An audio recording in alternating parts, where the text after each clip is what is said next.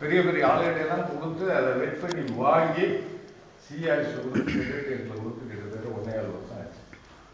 இது எங்கேயுமே நகல மாட்டேன்னு ஒன்றுதான் நம்ம வந்து லீகலாக போய் இந்த ஆம்பிளுக்கு என்ன பண்ணலான்றதுக்காக போட்டுக்கு போனோம். அதான் புரிஞ்சுக்கிட்டு பேசுறது வந்து புரிஞ்சுக்கிட்டு புரியாத மாதிரி பேசுறோம்னு நம்ம என்னமே செய்ய முடியாது. நீங்க எல்லாம் இவ்வளவு இதா சொல்லுங்க. நாங்க கபிர்சிக்கு நானும் ஜிஎஸ்எம் போய் சேர்ந்தேன்.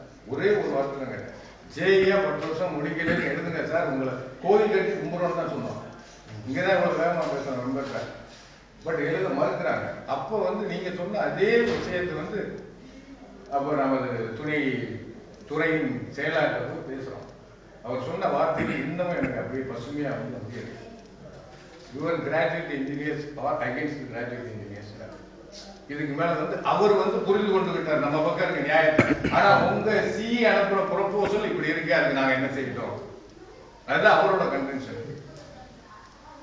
ஆக இதை வந்து இவ்வளவு பெரிய சீரியஸ் இஷ்யூவாவே ஆக்கிட்டு வேணா இப்ப இருக்க சிஇ வந்து அதை செய்ய தயாரா இருக்காரு. அமெண்ட்மெண்ட் வந்து மறுபடியும் கொஞ்சம் வேகம் எடுத்திருக்கு. பட் அது வர்றதுக்கு நாளாகும். நீங்க சொன்ன மாதிரி சர்வீஸ் ரூல் அதுக்கு முன்னாடி சேலஞ்ச் பண்றதுக்கு ஜிஎஸ்டி பேசி விரைந்து நடவடிக்கை எடுக்க ஏற்பாடு செஞ்சுட்டு நம்ம எல்லாரும் அப்படியே பேசிட்டோம் போயிட்டீங்க அப்படின்னா நடவடிக்கை அதோட பண்றோம். வழக்கு நிதி நீங்க நினைக்கிற மாதிரி வெறும் நியாயத்தை மட்டும் பேசி ஜெயிக்க முடியாத கண்டிஷன் இன்னைக்கு இருக்கும்.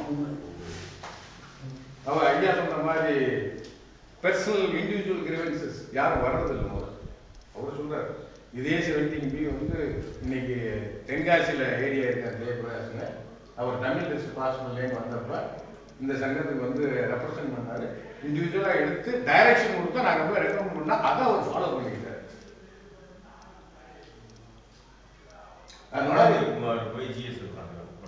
இல்ல சொல்றேன் என்கிட்ட வந்து கேட்டப்ப நம்ம அத்தனை டைரக்ஷனும் பண்ணிருக்கோம். இவங்களை பார்த்துக்கிட்டு இவங்க பண்ணி கொடுப்பாங்கன்னு சொல்லி டைரக்ஷன் பண்ணிருக்கோம். ஃபாலோ பண்ணி வாங்கி ஏடி ஆயிட்டாரு. ஒரு சில இந்த சென்ட்ரல் யூனிவர்சிட்டி வந்து தேடி வெப்சைட் நை நியூஸ் ஐயா போடுறதுக்கு சொல்லிடுறேன். அதுல வந்து இதே ஐயா அங்க வந்து ஜாயின்ட் செக்ரட்டரி பப்ளிகேஷனா அப்படின்னு ஒருத்தர் வந்து நியமனம் பண்ணோம். அவர் அதுக்கப்புறம் சங்கத்திலே பார்க்கல. எடிட்டர் மதுரையில வந்து ஜிஎஸ் எங்க 2 பேரை தவிர அந்த ப்ரூஃபை கரெக்ட் பண்ணி கொடுக்கறது கூட எங்களுக்கு ஆளு இல்லையா. எஸ்பிகே பாலசுப்ரமணியம் தப்பா கூட போட்டுருக்கோம். எஸ்பி கிருஷ்ணமூர்த்தி அவர் எனக்கு சிஇயா இருந்தவர். இல்ல அந்த மாதிரி வந்து நீங்க போன் பண்ணோன்னு நாங்க நோட் பண்றோம். அதெல்லாம் தப்பே எங்க மேல நீங்க சொல்ல முடியாது. ஆனா இம்ப்ளிமெண்ட் பண்ணா முடிச்சிடும். முன்னாடி எனக்கு ஒரு காப்பி அனுப்பி சொல்லியிருந்தேன் மெயில் பொதுச் செயலாளர் எனக்கு அனுப்பிச்சிருந்தாரு. அதை பார்த்துட்டு நான் கூட ஒரு ஃபோன் நம்பர் வந்து ஐடிஎஸ் ஏடியோட ஃபோன் நம்பர் தவறா இருக்குன்னு சொல்லி கொடுத்தோம், கரெக்ட் பண்ணோம். அந்த மாதிரி ஹை நியூஸை கூட ஒரு காப்பி கொடுத்தீங்கன்னா நான் இங்க இருந்து நான் சொல்றதே இங்க இருந்துகிட்டே ப்ரூஃப் பார்க்கலாம். பார்த்துட்டு இந்த தவறு இருக்குன்னு நாங்க சொல்லலாம். அதுக்கு எங்களுக்கு சாஃப்ட்வேர் இருக்கு. ஆமா நாங்க எல்லாம் வச்சிருக்கோம். நாங்க இன்னும் கூட நாங்க வீடியோ கான்ஃபரன்சிங் வந்து செக்ரட்டரி வீடியோ கான்ஃபரன்சிங் வச்சிருந்தாங்க. இங்கே பேச விடுறோம். சரி நீங்க சொல்லிட்டீங்க. அதனால இந்த மேல் உங்களுக்கு அனுப்பப்படும். நீங்க ப்ரூஃப் கண்டிப்பா இது ஒரு பெட்டி போதும். நாங்க அமெரிக்கால இருந்து கூட ஒரு ப்ரூஃப் பார்த்தோம். இந்த மாதிரி பெட்டி எங்க கொடுங்க. நீங்க சொல்ற கேஸ்லாம் நாங்க எடுத்து தரோம். என்ன இது அந்த பெட்டி இல்ல.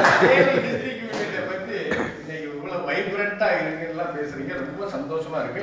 இதுக்கு அடுத்தாப்புல புதுக்கோட்டை நீங்க வந்து இந்த ஹைட்ரஸ் வந்து ஒவ்வொரு மாதமும் வந்து அமைச்சருக்கு அனுப்பணும். எல்லாருக்கும் அனுப்பணும். அமைச்சர் படிக்க மாட்டார்.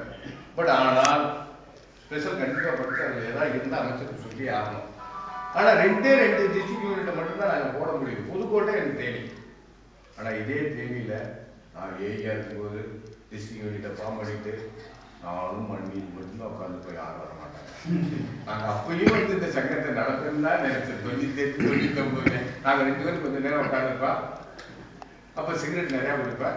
ஒரு பாக்கெட் சிகரெட்டை குடிச்சிட்டு போயிட்டு வரலாமா அப்படின்னு அதுதான் நான் கண்டுபிடிச்சேன். ஆனா இன்னைக்கு வந்து இந்த டிஸ்ட்ரிக்ட் யூனிட் இவ்வளவு கோஆபரேட்டிவா இருக்கீங்க அப்படின்னா மண்ணிதி அணைக்கிறது தான் இன்னைக்கு இருக்காரு. அதனால உங்களுக்கு மீண்டும் மத்திய சங்கத்தின் சார்பில் நன்றி.